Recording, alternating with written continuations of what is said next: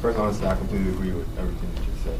But in regards to the referendum comment, I just think that when leaving, like voting to the public, just I don't want to call it ignorance, but they just don't have enough information to make a good vote. Like if you were to vote whether we should pull out of Afghanistan, probably a lot of people would say yeah, but we don't know what that would do to the rest of the country and foreign affairs. Like we just don't have enough information, and hopefully we believe that our politicians, they understand, and they understand that when something occurs, what the cause and effect will be. But as a public, like that's why I somewhat support the Electoral College in the sense that we really don't know how people are going to vote, and they're probably going to vote on emotions, and then the media plays such a big role on what we decide to, what we want and what we don't want to do.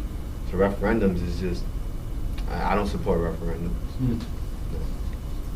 Leave it up to the leaders. To some extent, yeah. No, I mean, yeah. As opposed to leaving it up to the public, yeah, I'd rather the leaders. Right, yeah, I mean, here we can go back to that, whoever mentioned the thing about what if desegregation of schools in the South is put to vote. Was that you, Eric? I don't think, no, that was Okay. It was you, Yeah. Starsky, yeah. Yeah, we still have a segregated South for the rest of the history of the United States.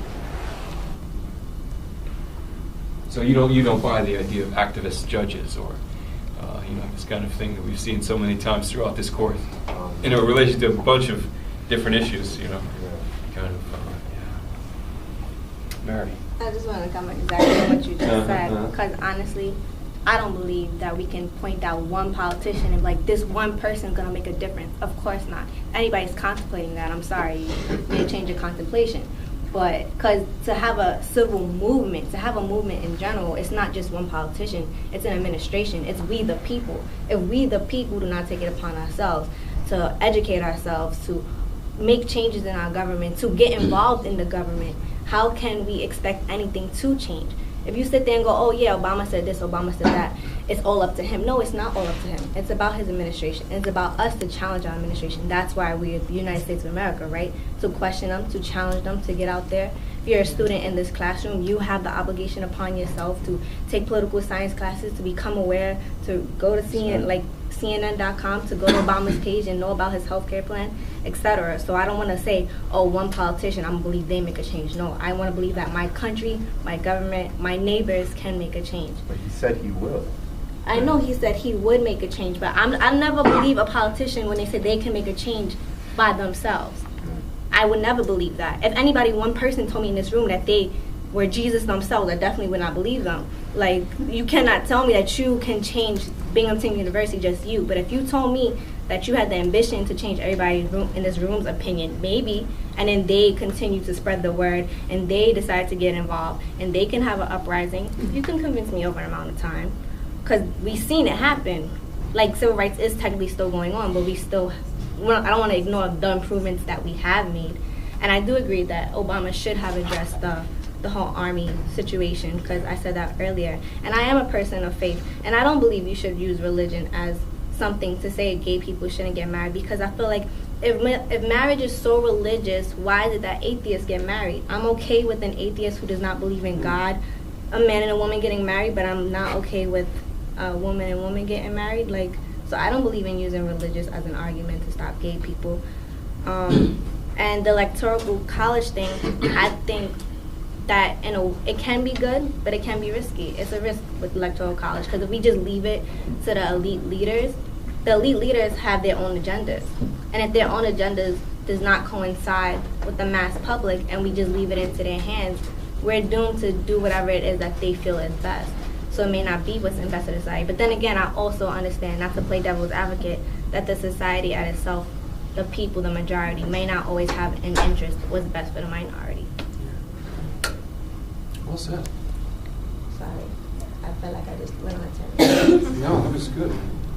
Guys, we've got about 5 minutes left, so if anyone else wants to make a comment here, let's keep it brief. Short and sweet. Anyone else want to put some closing thoughts here? David.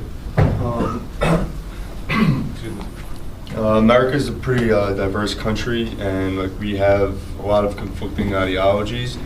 But when you take the history of change in America, like you see that it takes a while for for reforms to take place, whether it was prohibition or, the civil rights movement or, what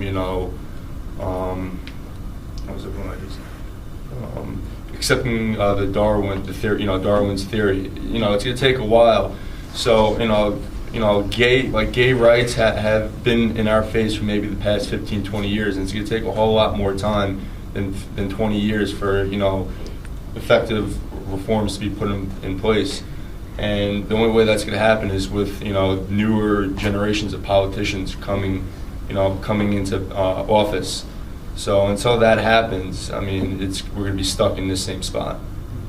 And so Obama's not part of the new generation. Okay. Briefly, well, Brendan? David makes a really good point. Yeah.